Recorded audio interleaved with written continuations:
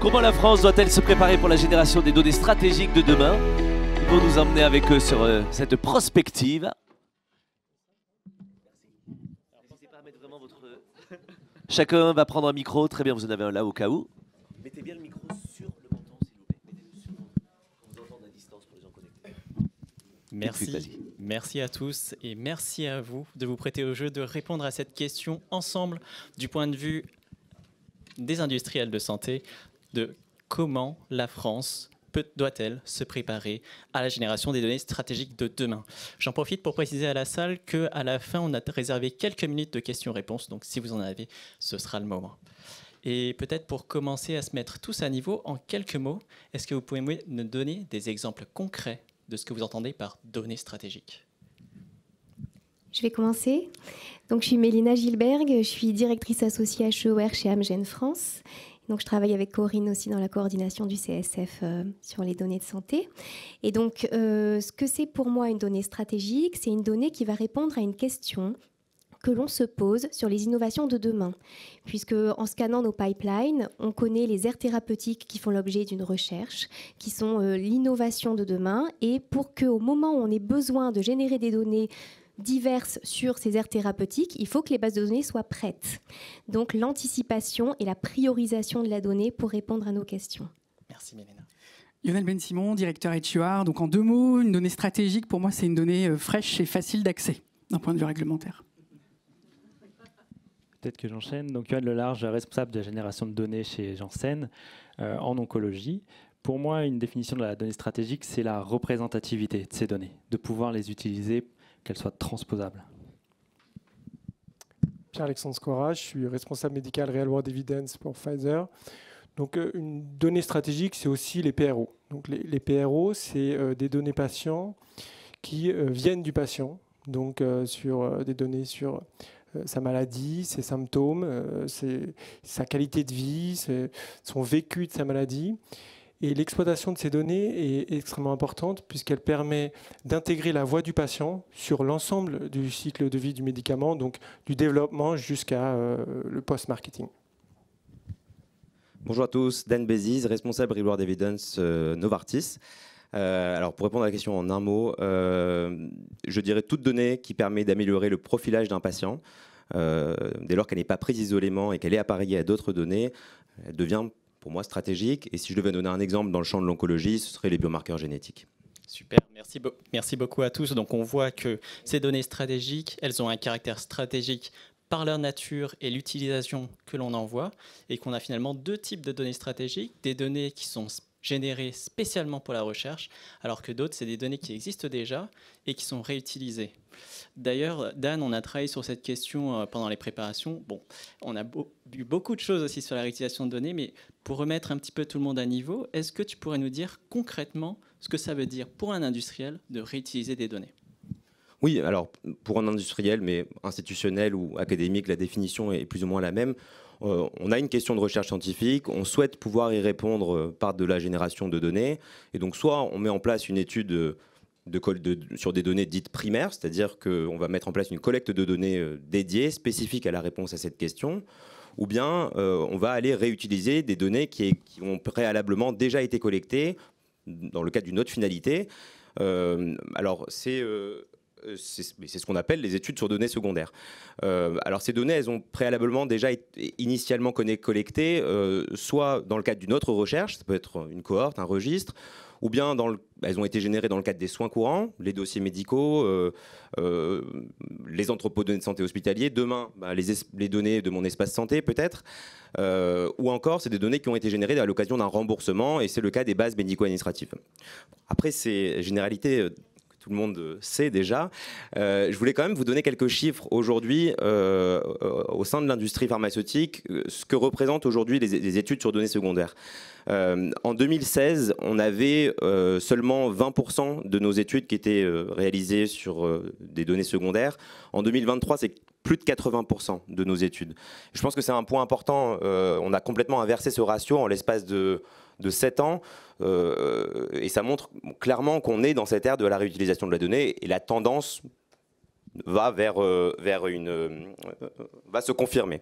Alors, ça s'explique pour des raisons évidentes, des raisons économiques. Le coût d'une étude primaire, évidemment, est supérieur à une étude sur données secondaires.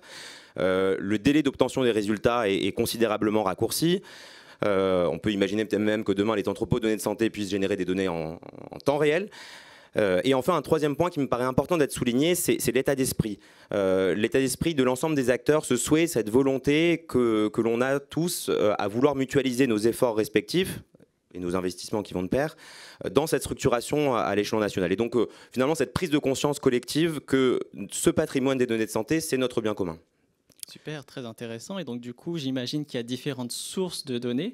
Et de quelles informations est-ce qu'on a besoin sur une source de données quand on veut la réutiliser? Alors, je vais juste peut-être avant vous partager juste un exemple sur ces réutilisations. Aujourd'hui, ça a été dit ce matin et je ne vais pas le répéter, évidemment qu'on a des atouts en France. Le SNDS, évidemment, tout le monde s'accorde à dire que c'est un atout riche pour la France, mais évidemment, force est de constater que dans l'oncologie, cette base est clairement sous-exploitée. Pour des raisons évidentes, on n'a pas de données cliniques, génétiques, biologiques, etc. Et donc on n'arrive pas à identifier précisément ces patients. Le projet qu'on a voulu porter, un des exemples qu'on a voulu porter, il y en a d'autres qui ont été présentés ce matin, c'est le projet d'étude Bagamon, qui est porté par la filière et conjointement avec l'Institut national du cancer.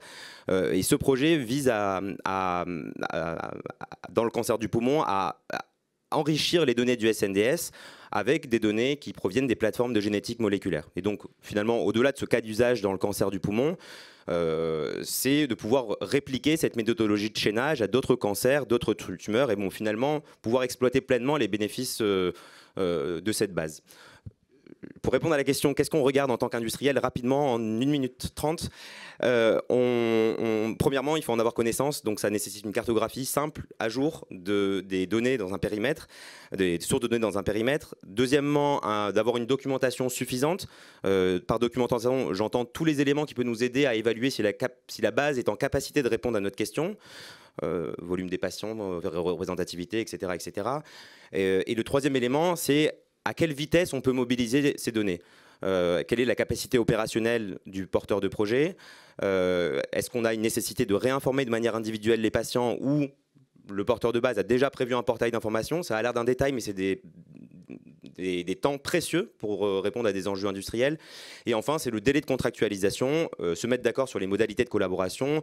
On en a parlé tout à l'heure. Aujourd'hui, pas de règles, pas de grille tarifaire standardisée, mais le but du jeu, c'est qu'on trouve un point d'équilibre entre la valorisation économique de la production et la pérennisation de la source, et de l'autre côté, d'avoir une estimation budgétaire qui respecte une fair market value pour l'industriel.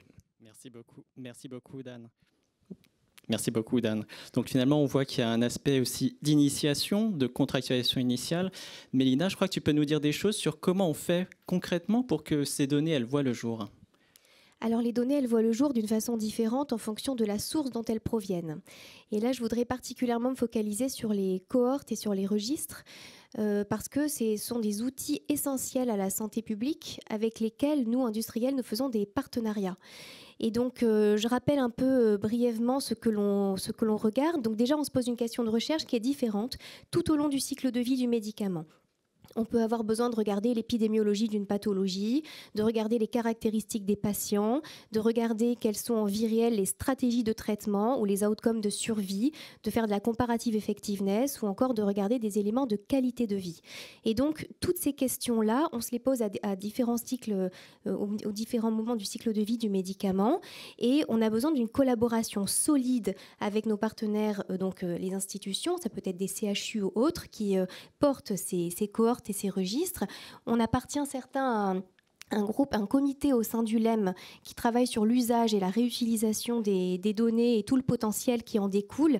Et on s'est rendu compte qu'une grande majorité des données qui intéressent le plus les industriels, ce sont des données qui ont une grande valence médicale.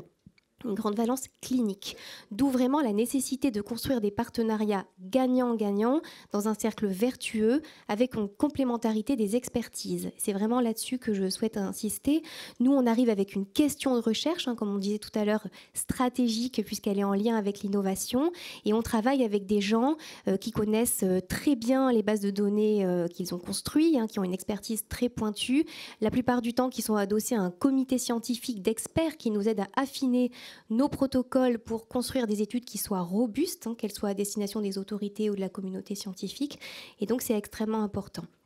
Après, comme le disait très rapidement Dan tout à l'heure, il y a la problématique du modèle économique sous-jacent, de la tarification, de la gouvernance.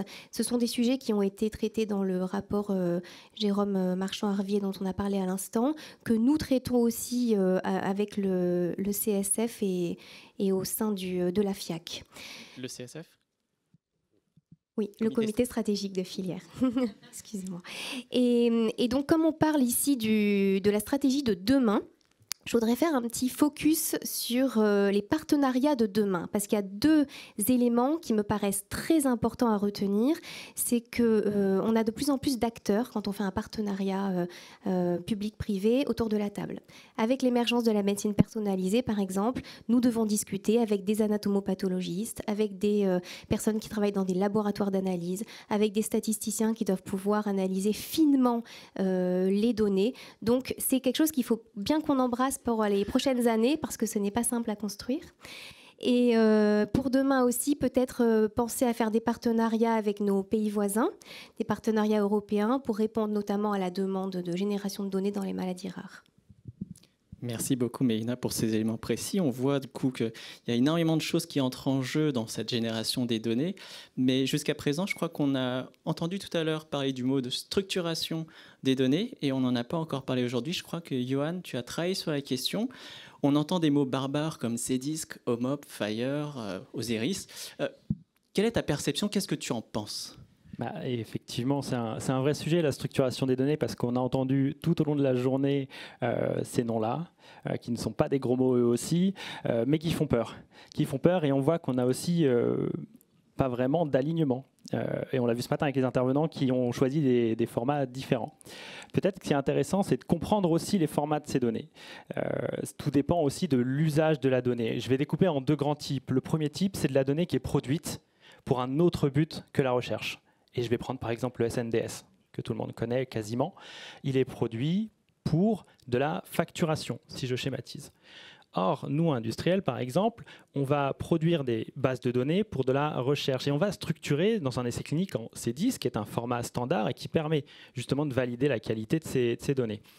Demain, quand on veut appareiller ces deux bases de données, il y a ces travaux qui sont faits. Mais pour les bases de données qui sont générées dans le futur, c'est également une vraie question de OK, sous quel format je place mes données? Parce que demain, si je veux pouvoir les exploiter ailleurs, il faut qu'elles soient interopérables. Et là, après, c'est des sujets hyper techniques. Je pense qu'on ne va pas rentrer dans le sujet parce qu'en 4 minutes, moins, c'est très, très compliqué. Pour moi, c'est ce premier point. C'est de comprendre pourquoi on veut générer cette donnée pour la mettre sous un format qui a du sens.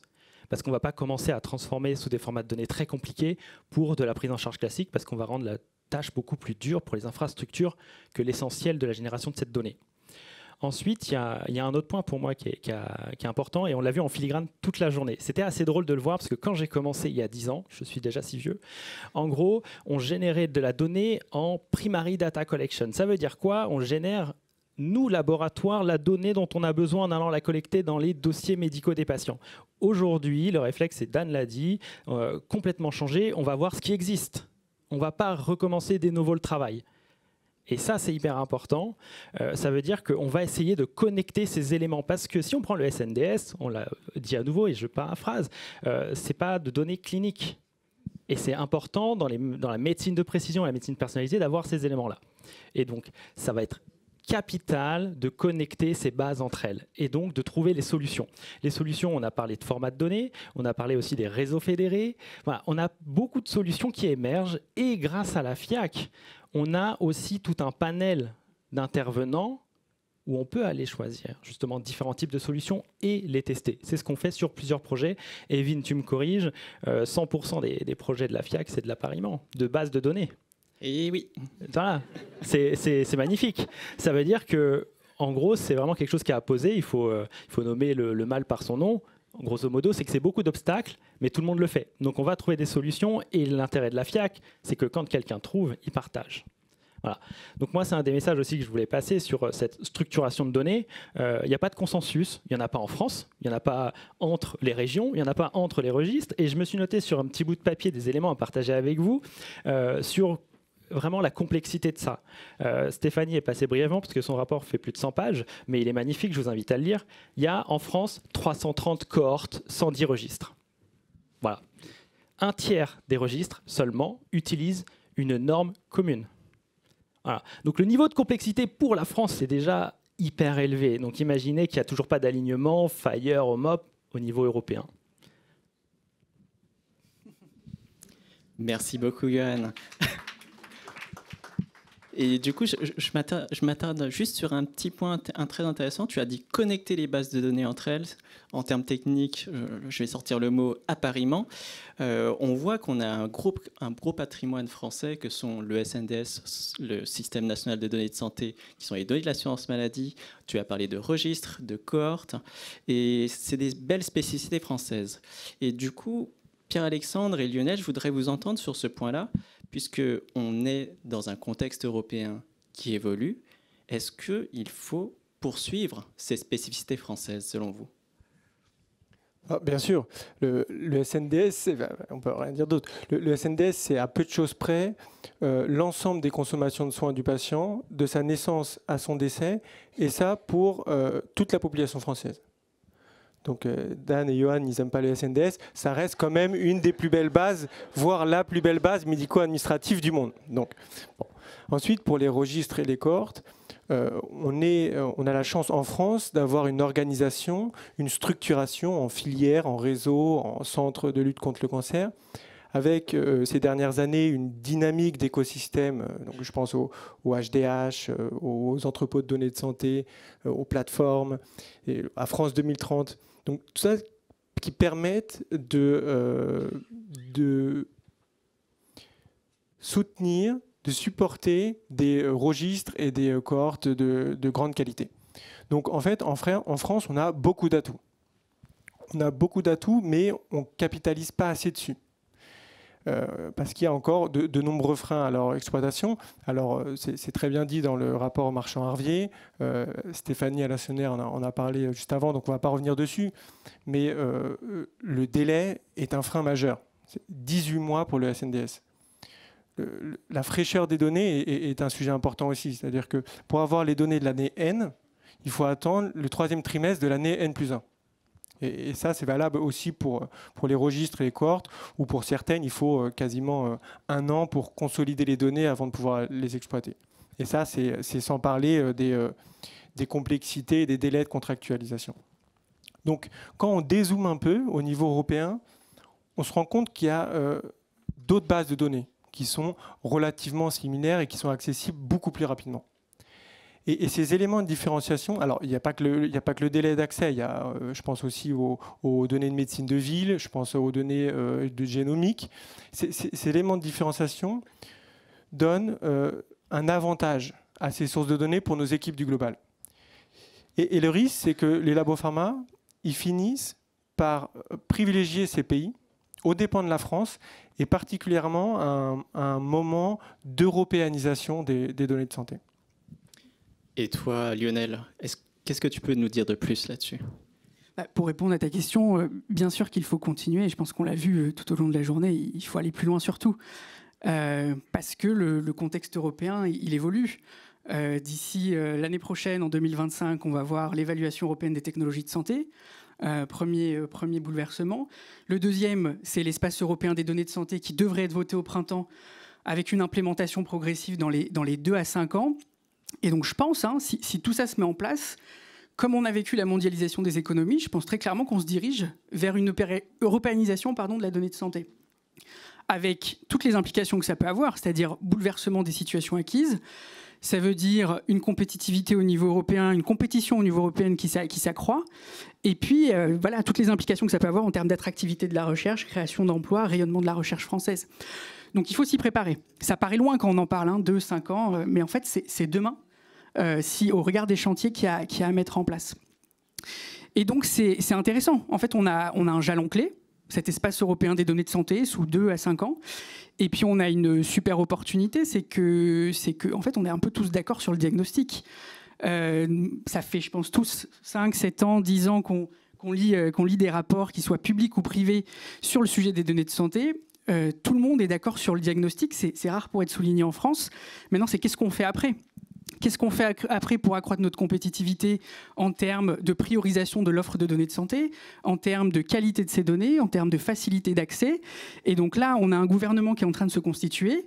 On a le rapport Marchand-Avrier qui a été publié, le rapport du Sénat dernièrement. C'est qu'est-ce qu'on fait de ces rapports et comment on arrive à les transformer en une politique priorisée, bien fléchée, avec une coordination interministérielle et avec un premier jalon clé à minima qui peut être les 2 ans de l'implémentation de l'espace européen des données de santé. Donc je pense que si on crée ça, si en 2 ans on arrive à se mettre en mouvement sur ces sujets, on crée un cercle vertueux en termes d'attractivité d'investissement d'un point de vue recherche et au niveau européen, création d'emplois, innovation, avec tous les impacts que ça peut avoir pour la recherche française, européenne et surtout pour les patients. Super, et dans ce contexte de compétitivité donc européenne mais aussi mondiale finalement, j'imagine que la France a aussi d'autres atouts à jouer que le SNDS. Pierre-Alexandre, je crois que tu as une idée sur cette question. Oui, je parlais au début de la table ronde des PRO, de l'importance des PRO. La généralisation des dispositifs, des solutions numériques est une opportunité unique de générer ces données patients. Je pense aux applications mobiles, aux montres connectées, aux dispositifs médicaux numériques, qui peuvent être des sources de données formidables, potentielles, si, pour peu qu'elles adoptent une vraie stratégie de réutilisation de la donnée. Et pour ça, je leur conseille vraiment aux startups, aux entreprises du DM, de se rapprocher des industriels du médicament, des labos pharmaceutiques, pour construire cette stratégie de réutilisation de la donnée et justement pouvoir mettre dans les meilleures conditions de recueillir et d'exploiter ces données stratégiques de demain. Je crois que pendant la préparation, tu nous disais aussi, Lionel, que la France est un peu une start-up nation. Donc, qui dit start-up nation dit aussi nouveaux atouts. À quoi tu pensais ? Oui, absolument. Alors, en tout cas, le président de la République nous dit que notre pays est celui qui produit le plus de start-up et elles croissent. Et c'est vrai que dans le secteur de la santé et de la donnée de santé, en pratique, et je pense qu'on est tous d'accord là-dessus, on rencontre énormément de startups qui ont démarré dans les années 2015, qui arrivent à un niveau de maturité assez intéressant et qui nous présentent à chaque fois des solutions hyper prometteuses pour automatiser le raffinage des données de santé. Et c'est extrêmement intéressant parce que ça a un impact potentiel sur toute la chaîne de valeur. Ça veut dire demain potentiellement identifier plus rapidement les patients éligibles à un essai clinique. Ça veut dire demain aussi accélérer la constitution de cohortes. On voit des cas d'usage de ce type. Ça veut dire demain aussi libérer du temps médical pour la collecte de données dans le cadre d'études post-commercialisation d'accès précoce. Donc on a, je pense, tous un devoir collectif dans cette audience de soutenir ces entreprises. Et ça veut dire quoi ? Ça veut dire leur ouvrir nos portes. Ça veut dire leur proposer des projets qui vont leur permettre de croître et surtout de surmonter le plus tôt possible les obstacles à leur développement. On sait qu'ils vont en rencontrer. L'enjeu, c'est que ce soit le plus tôt possible parce qu'ils représentent un potentiel d'accélération énorme et un levier de compétitivité pour la France au sein de l'Union européenne, mais aussi mondiale. Eh bien, écoutez, merci beaucoup à tous les 5. On arrive finalement à la fin de notre table ronde sur cette question brûlante et on le sent, cette urgence à se poser la question de comment la France doit se préparer à la génération des données stratégiques de demain. Je vous remercie encore pour votre clarté et votre expertise. Et si on faisait la synthèse, qu'est-ce qu'on retient ? On retient que finalement, il y a une préoccupation commune des acteurs à la fois publics et industriels sur cette question-là. On voit aussi que c'est quelque chose qui s'anticipe. Elle nécessite d'anticiper les enjeux d'utilisation dès leur génération, mais aussi de mise en connexion et de résonance de ces bases de données. Elle nécessite de réfléchir et de poursuivre les efforts d'investissement, de financement et de continuer à s'appuyer sur ces partenariats qui s'appuient eux-mêmes sur la complémentarité à la fois des acteurs publics et industriels. Et je retiens aussi ce sujet de capitaliser sur nos atouts français et continuer à soutenir finalement notre tissu innovant que sont les startups, les acteurs du dispositif médical numérique et les acteurs de la santé numérique. Et je suis convaincu que vraiment les échanges que vous nous avez partagés, vos visions que vous nous avez partagées aujourd'hui vont ouvrir la porte à de nouveaux travaux concrets dans notre écosystème.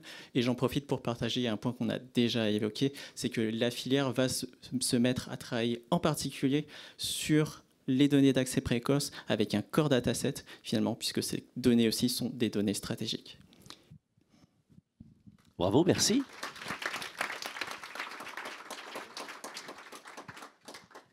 C'est pas pour lui faire la promo, mais il lui reste 6 minutes. Et donc, ces 6 minutes sont offertes à la salle, bien sûr. C'est le moment jamais de poser des questions, d'intervenir si vous le souhaitez, témoigner. Vendre une voiture, louer un appartement, si vous voulez, c'est le moment ou jamais. Vous souhaitez, on va vous apporter le micro ici au 2e rang. Pardon, je vous l'emprunte. Bonjour, je vous invite à vous présenter, si vous le souhaitez. Oui, bonjour, Jean-Marc Cheny, laboratoire Amgen. Déjà, merci beaucoup pour cette table ronde qui a amené, je trouve, beaucoup de fraîcheur. Voilà, une certaine jeunesse aussi. Je note qu'il n'y a pas de crâne dégarni et de barbe grisonnante. Oula, avec oula, mes oula, amis oula. de devant. D'accord. Même si... En tout cas, c'est très sympa pour les autres séquences qui sont passées avant. Ouais, tout à fait. Vraiment, le syndicat des modérateurs chauves vous remercie. Voilà, vraiment. On va passer à la question d'après. Oui, j'ai une autre question. Non, blague à part, et même si je note que peut-être qu'une présence d'une femme supplémentaire n'aurait pas fait de mal dans le panel, mais Mélina, tu les as très bien représentées. Vous aviez entièrement raison, Annie Cordy n'était pas dispo. Petite question, on parle de la donnée stratégique de demain, la génération des données stratégiques de demain. J'ai envie de vous poser la question, même si vous êtes encore jeune, c'est quoi votre conseil pour la génération de demain qui s'occupera de ces données de demain ? Pour les salauds qui vont venir prendre vos places, bien sûr. Exactement. C'est important de le dire. Je peux commencer ? Un conseil en fait qui est vraiment applicable et qui l'a été pour nous aussi, je pense, c'est l'anticipation. Parce qu'on n'avait pas effectivement le temps, mais maintenant que je l'ai, je vais en profiter. En gros, il y a beaucoup de registres, de registres, de cohortes qui sont montés, qui sont super intéressants. Et pourquoi on les connecte à d'autres bases de données ? Parce qu'elles ont été montées avec un sujet à un instant T sans anticiper les besoins futurs. Et c'est normal. Parce que les besoins viennent notamment de nous, industriels. Et si on n'est pas consulté en amont, comme ça a été dit, on encourage vraiment les gens à venir nous voir, si on n'est pas consulté en amont, on ne peut pas guider par rapport à nos pipelines. Donc les besoins que nous, on va avoir demain. Donc l'anticipation, c'est la clé. Aujourd'hui, je pense que je ne me trompe pas, on est sur voilà, des responsables de génération de données. Notre job, c'est d'anticiper ce qu'on aura besoin demain. Et c'est très simple, c'est qu'aujourd'hui, on parle avec des interlocuteurs, on dit oui, c'est super, je prends le cancer du poumon, vous montez une base et vous mettez cancer, par exemple, GFR. Oui, mais ça, c'est aujourd'hui qu'on en a besoin. Demain, ce qu'on va avoir besoin, et qu'on a même déjà besoin aujourd'hui, je vous prends un exemple, c'est même la temporalité du testing de ces patients. Parce que le vrai sujet pour les patients aujourd'hui, c'est pas de savoir s'ils sont GFR ou pas, ça on le fait très bien, c'est de savoir comment ils sont pris en charge. On a beaucoup parlé du parcours de soins et c'est critique, c'est quand est-ce que le patient va être testé et quand est-ce qu'il va être mis sous un traitement correspondant au résultat de son test. Et ça, c'est des vraies questions de nos praticiens aujourd'hui. On discute avec eux, ils nous disent, oui, mais moi, j'ai pas de résultat, je le mets sous chimiothérapie parce que j'attends les résultats ou ce genre de choses. Donc, c'est anticiper les besoins de demain. J'aimerais rapporter une petite précision aussi. Tu parlais des nouvelles générations. Donc moi, ce qui m'a fait tilt, c'est les formations. Je pense que voilà, les métiers de pharmaco-épidémiologiste ou de médico-éco, on est quasiment tous issus de ces domaines-là, auront besoin d'être aussi rafraîchis, d'intégrer un peu d'intelligence artificielle dans les formations. Voilà, et d'ouvrir un peu un scope plus large. Et effectivement, pourquoi pas un peu plus de parité dans les métiers scientifiques. Merci beaucoup. J'avais vu, pardon, votre voisine lève la main. Et ensuite, moi, j'ai déjà pris la parole, donc je ne me représente pas. Mais on peut se lever pour ceux qui nous regardent. Juste des questions très concrètes. Il y a une donnée qui semble manquer, qui est pourtant toute basique. Ça serait super intéressant d'avoir la donnée métastatique dans le temps. C'est-à-dire qu'en fait, ça paraît tout simple comme ça, mais ça manque dans plein de bases de données et ça permettrait notamment de le SNDS, si on avait le moyen de le croiser, de pouvoir vraiment suivre plein de choses. Et l'autre, par rapport à ce qu'il faut penser, c'est que typiquement, quand on tombe malade d'un cancer du sein, du poumon, du foie, du côlon, du machin. Mais en même temps, quand on travaille avec vous, nous, associations, on apprend aussi que la biologie moléculaire, ça arrive et qu'en fait, vous pensez basket, entre guillemets, avec des cordes dans plein de maladies différentes. Donc, la façon de faire la preuve est en train de changer aussi. Donc, comment on va retrouver ça dans les bases de données et comment est-ce qu'on garde une certaine agilité? Ouais, pour réagir à ça, c'est un point effectivement qui est extrêmement pertinent. On a une approche de cohorte souvent par organe ou pathologie. Quand moi j'en discute avec notre maison mère aux États-Unis, ils réfléchissent de plus en plus à des cohortes agnostiques, ce qu'ils appellent agnostiques, avec une porte d'entrée qui va être une mutation et avec des localisations qui sont multiples. De ma connaissance, en tout cas, je n'ai pas la prétention de connaître toutes les sources de données existantes en France, mais c'est vrai qu'on est moins bien positionné là-dessus, ou en tout cas on a beaucoup de mal à faire remonter à nos maisons mères des exemples sur ces sujets. Ça doit probablement faire partie des investissements en termes d'infrastructures de données à l'avenir. Ouais. Et peut-être pour compléter, on a eu la chance d'avoir une présentation tout à l'heure de la plateforme de données de l'Institut national du cancer.